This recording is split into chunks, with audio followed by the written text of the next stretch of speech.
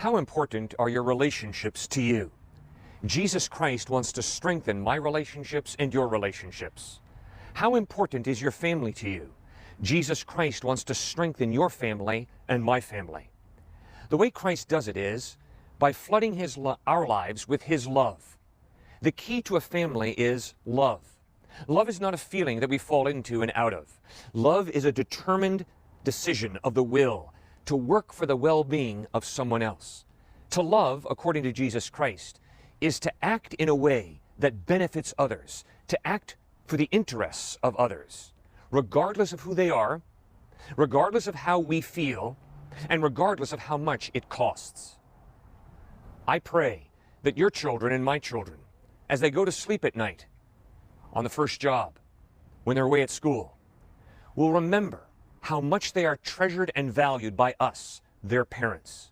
I pray that our children will know how much they matter to us, that we value them, we treasure them, that they really indeed matter to us in the deepest way. Where does that type of love come from? It comes from the living God. You and I are not simply the result of blind evolutionary forces. You and I are human beings, created in the image of a God who loves. And when God created you and me in His image, it does not mean that we physically resemble God, but it means that certain qualities, like love, you and I possess. You can love or you can hate. You can love or you can be indifferent. How crucial it is that our families are based on the love of God, the love of Christ, and then that we love each other even as God loves us. The second point that Christ emphasizes in building a strong relationship, a strong family, is communication.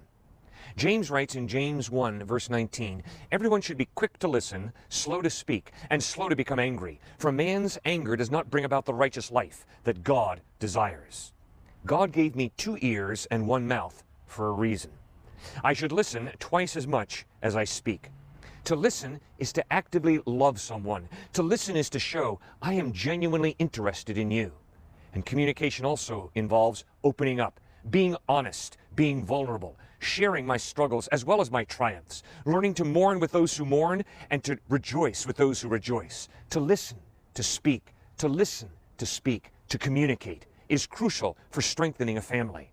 The third thing that Christ calls us to as we develop our relationships, as we build our families and strengthen them,